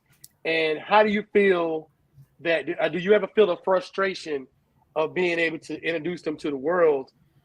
And do you ever feel like, and this is how I feel sometimes, do you feel like you have taught them enough to protect them, for the world? You know what I'm saying? Have you taught them enough, or do you feel like you taught them enough to be able to protect themselves from the world that's going on now? You get what I'm saying? Yeah. And thank you for the compliments and the question. So I honestly, man, and it's scary and it's sad to say, but I don't know, right? You know what I mean? All I can do is just, pass on the importance of, like we kind of, we spoke about earlier, it's about your situational awareness, right? Like, so like, you got to understand where you're at and what's going on, and have your wits about you, you know what I mean? So, but, but we all know anything can happen, you know what I mean? Yeah. I sure hope I have, you know what I mean? And, I certainly have passed on good morals and values in them, you know what I mean? And so, yeah, I think they're well equipped to whatever is going to happen to them, and that's going to be a part of their journey, and they're just going to go through things and grow, and hopefully grow from it. Yeah, definitely, man. It's one of them things to where, growing up I'm 49, I'll be 50 next month, and growing up in my era, I'm big 5-0. So, but growing up in my era, it's just like, there was lessons we could learn from and walk away from. Like back in the day, you could have a fight, you get punched in the mouth, person punch you in the mouth, you punch him, and then y'all be friends an hour later and go play, do something else. Nowadays it's different, and it's like you said, it's hard to tell if we taught them enough, but I will tell you this, and I hope this goes a long way with everybody on the podcast. My 25-year-old, he's mentioned to me stuff that I've taught him in the past, and he's like, "Hey, Dad, I'm glad you taught me that. I'm glad you told me that. I'm glad I knew that." And I tell him all the time. I got, like I said, my oldest is, my daughter's 26, my son is 25, but everything I've taught him, he's come back and said that he's learned from. You know what I'm saying? So even if you don't think they're listening, bro, like I'm saying, they always listen. And I will say that, and because he's come back and tell me, "Hey, man, Dad, I remember when you just tell me stuff, you probably think I wasn't listening, but I took it with me." And I just, like I say, I guess I commend you on everything you're doing, man. Continue to drill it in their head if you got to, bro. Like, because every time they leave the house, you want them to come home safe, and it's terrible that us, people of color, have to think that way. But we have to teach, we're in a mode, so we have to teach our youth to be able to come home safe, make it home safe, make it home alive. And it's terrible because, man, it's if you watch TikTok, I don't know if any of y'all watch TikTok, but if you get on TikTok, man, they got all these things where all these non-minority people will address the police.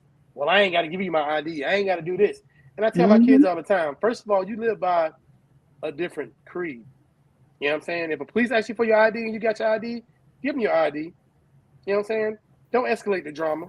You know what I'm saying? Well, I know my rights. Well, apparently, it don't matter if you know your rights or not.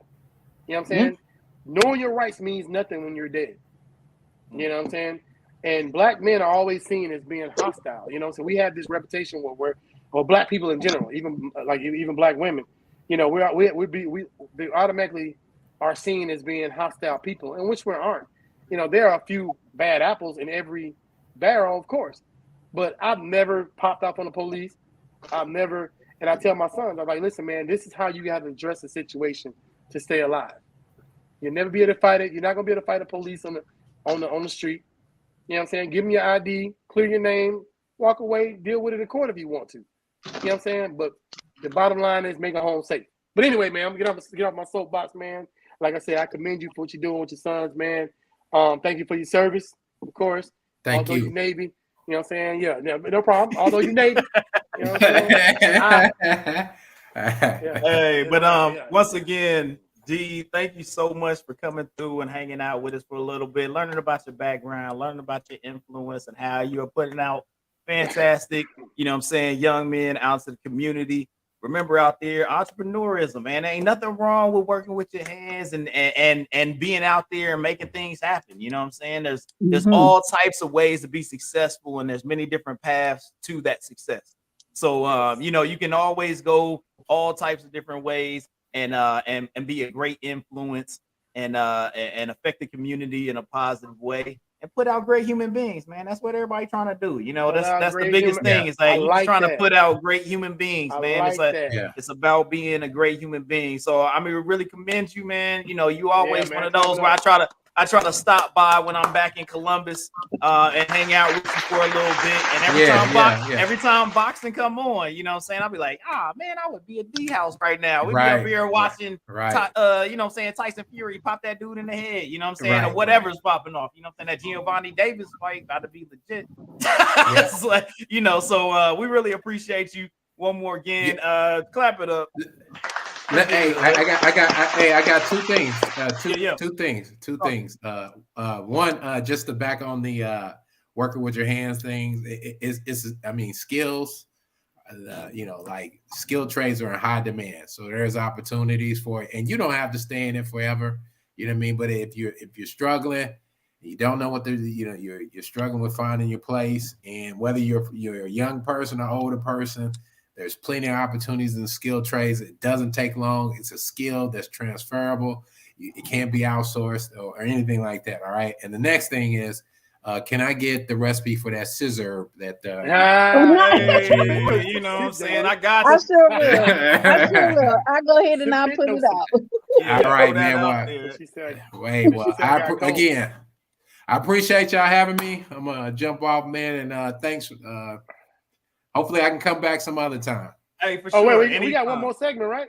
Oh yeah, I told him he can go ahead and he can go ahead and Okay, bounce, cool. man. Yeah, He got other life things, man. Oh, you got- We the host, Get- we gotta stay. Get You know what I'm saying? Get your life on. Yeah, Get your All right, life man. on. Hey, tell right. Nikki we said what's up, man. All right, man. Peace. All Good right, have a good meeting one. you. Good meeting you, man. Have a good one. All right. So now Yeah, we're moving man. on from the I'm about to interview. say, I think I'm going to just when give you the recipe and you post it on the podcast. Yeah, I got you.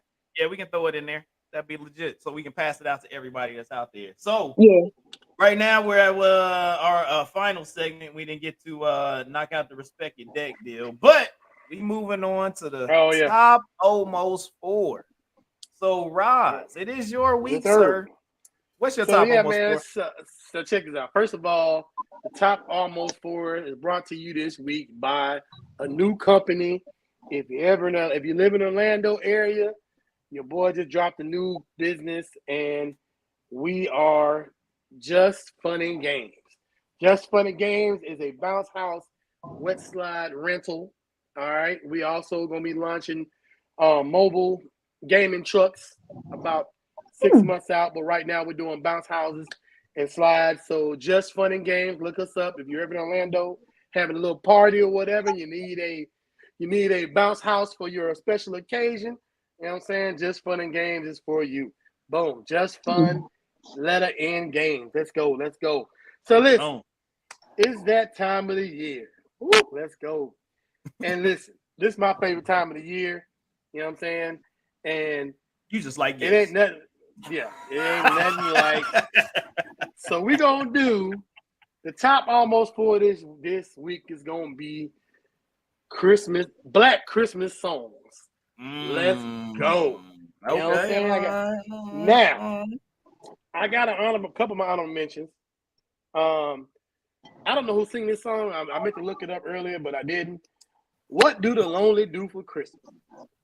You know what I'm saying? Hey, y'all tell me. What? You know, y'all know that song? That just that title sound like it came out in 1960. It's like that title sound like it came out in 1960. You don't know that? You don't know that song? I do not know that song. Well, neither one of us pushing 50, so y'all black card has been. What do the lonely do? Trying to hit you up on that. Yeah, I'm sorry. Yeah. Y'all better hope y'all make it to 50. You know what I'm saying? Look at my skin. Look at that. I don't know how to act no wrinkles. Ain't no wrinkles or nothing. It's luxurious. You know what I'm saying? All of my ladies, y'all better hope y'all look like this in 49. My bad. I don't know how to act sometimes. So that was an honorable mention. You said, yeah, that's one honorable mention. What do the lonely do? Look at that song. All right, I'm gonna look it up. Now. I know you heard this song. First of all, you're gonna lose your black card if you never heard that song. Look, both of y'all, you're gonna lose your black card. I celebrate Kwanzaa. How am I gonna lose my black card when I celebrate Kwanzaa? Okay, so let's get in. Let's get into this thing, man. So Run DMC is the other honorable mention. That Run DMC, Queens and Hollis. Yeah, I know that one. See, you know what I mean? I know that one. I got that one. You know what I'm saying? Your black card, I'm about to come back. All right. So listen. That song, that what do the lonelies do at Christmas is by the Emotions. See what I'm saying? What do the lonely do? 1977. I wasn't even born yet. Me neither. So. I was 3 in 1977. Okay, then. So, kill yourself today. So what we got? Started from the bottom. Number 3 on my Black Christmas song list. All right. Chris Brown. This Christmas. I like that. Okay. There you go. And that's a remake. Yeah. Okay. Yeah, I like the Chris Brown version. Okay. Number 2, I'm going with The Temptations. Oh yeah, you can't leave Silent Night. Oh, Silent Night. What? No,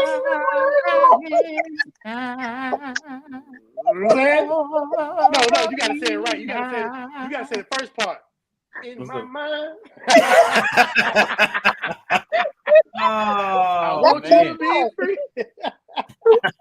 best we part. got You we know got what I'm the saying? 10th That's how you know. Hey, that's how you know the Christmas season started. When you hear all in my oh shit, That's Christmas it. starting, bitch. You know what I'm saying? I'm trying to put the Christmas I tree want up. you to be free. Yeah, it's time to put the Christmas tree up. Get some eggnog. So listen.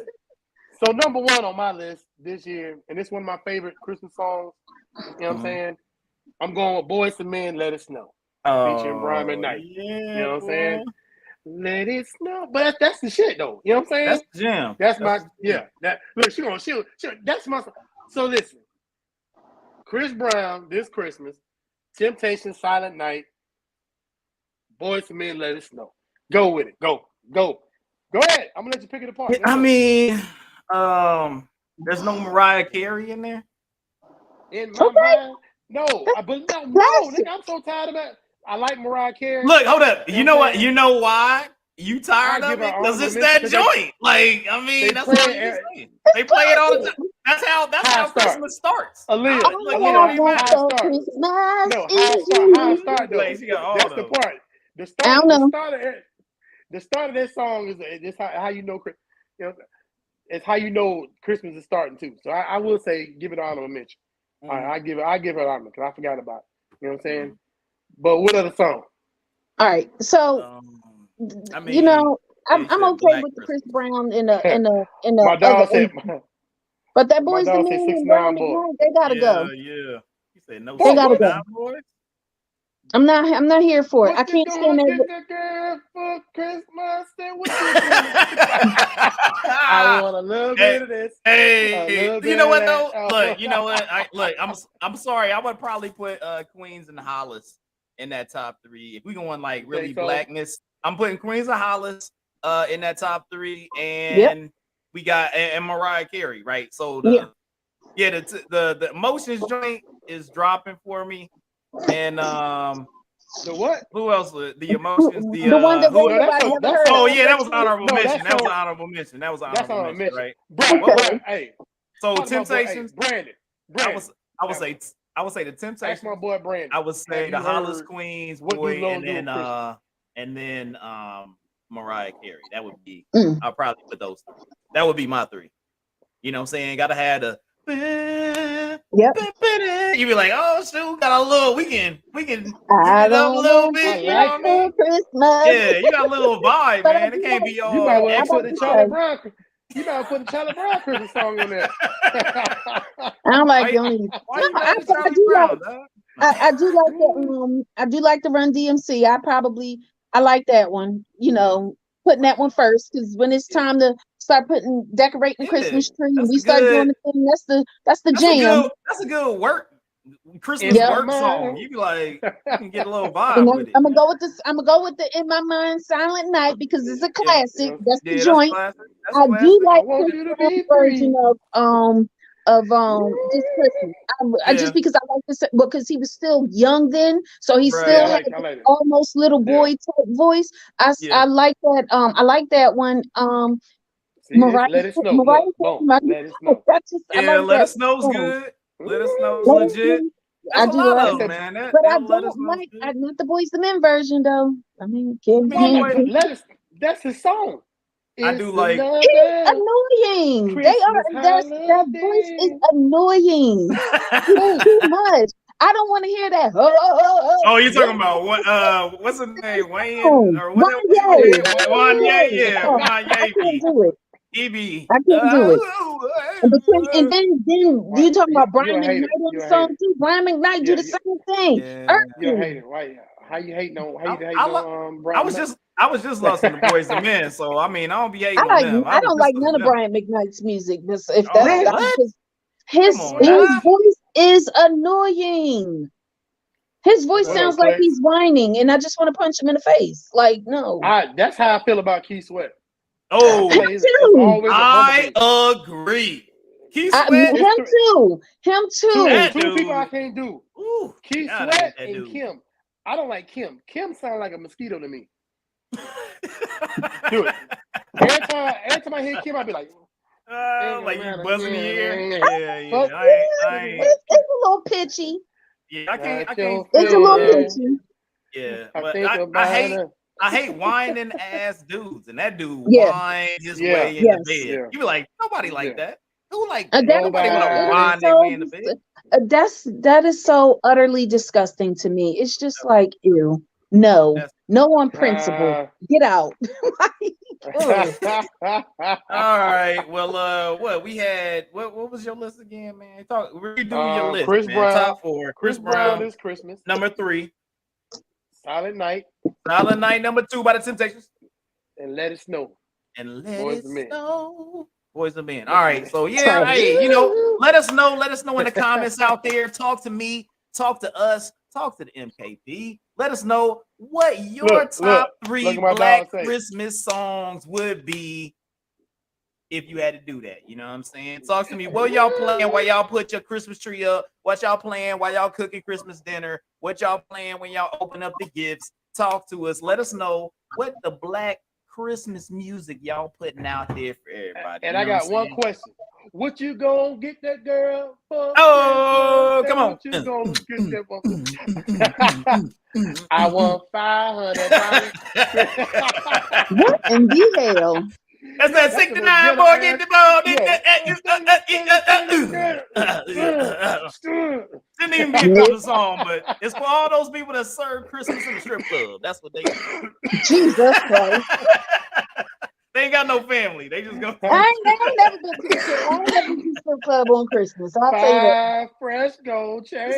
He said silver bells. Huh? Silver bells. There is a song called Silver Bells. Oh, by Few Good Men. Yeah. Yeah, tell me, we Florida boy. Silver bells wasn't really, ain't really my thing, but it's all good though. Everybody teach their own. I guess.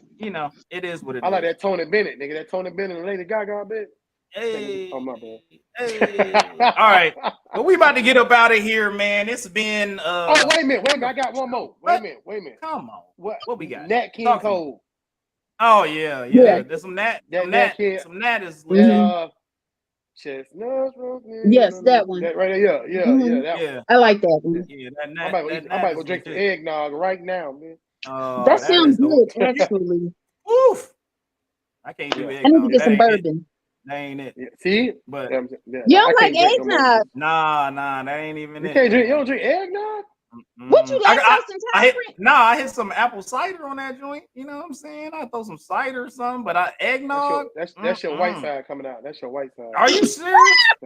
Look. I don't know. Look, eggnog is not like I be thinking about like eggnog sound like some white people stuff to me. Like I'll be like eggnog is not where I be going, dog. I can tell you that right now. Eggnog is good. Nah. Yeah. You be out there buying that big gallon. You can buy. No, you can buy. I don't buy a whole gallon because I don't be. I ain't gonna drink all of that. I just want like a couple of glasses and that's it. Nah, I don't do no eggnog, man. That ain't it for me. Nah, so I just go back to regular drinks before I jump on some eggnog. So all right, y'all. Wait. Look. No, look what Clayton just said. What did he say? That was on. I told you. It's for the trash. Look, hey, how old Clayton? What do the lonely do? 52. What? 52. Look, dog. If you black from the South, you know what the lonely do for Christmas, dog. Unfortunately, we're both black from the North, so that wasn't our thing. Like I mean, apparently y'all, nothing like that. Y'all black cards are revoked, dog. We ain't never lonely. Look, hey, we know your black card revoked, but damn, what are you Aaliyah, talking about? You ain't never heard that song? You said no. Look, hold up. I knew Hayes wasn't gonna do that song. I'm the one that's putting Run DMC on my list and my dog, that's a classic, dog. Tell you that's a classic, dog. But so Run DMC is it's not a Christmas. It's a Christmas song, but it's not a Christmas. And you said black Christmas song. How more black can you get a hip hop Christmas song? That's not a Christmas song. So I don't know what it ain't what you listen to when you. Yes, it is a Christmas song. You ain't gonna hear it in the middle of July. Dog, like when you go pour eggnog, you ain't listening to Run DMC. You listen to. See, guess what? You know that's why I don't drink eggnog at Christmas because I'm pouring like some bourbon or something because I'm out here listening to dudes in Hollis, Queens. You know what I mean? Like, what's up? You ain't never been to Hollis, Queens. Do I have to? Is your mom? Collard greens? Hey, is your mom cooking chicken and collard greens? Yeah. My mom is. Okay then. Well, not Like, anymore, yeah. but I mean, Like, she well, did. Well, I'm coming to visit then. It's the Well, all right then, All right, y'all bro, let's out get out of there, here, bro. man. Let's We get about out to of get here. up off of here. Everybody out there, once again, cheers. Thank you for our guest, D Hood, that came through once again. Let us know for your top almost 4. What's your black holiday song? What's your go-to? Talk to us. Give us your top 3 and everything that's out there. Hit us up on all the social medias. I think we got a TikTok. We got that Instagram out there. We got Facebook. Hit us up at Mint Ketchup. We are here for you. If you need to listen to us while you're on the road, we on all them platforms. We're on that Spotify, Amazon, TuneIn, everything that's out there, Apple Music. So hit us up. Make sure you rate us. You know what I'm saying? Subscribe to us. Make sure you favorite us. Do all that stuff so we can keep it popping here on the Mint Ketchup podcast. We really appreciate it. Once again, we got my man Ross. We got the perspective down low, Aaliyah. And you got your boy Lofton in the building. We about to get up out of here. This is what we do. Mint Ketchup Podcast, episode 33. And we up out this mug. Let's go. We out.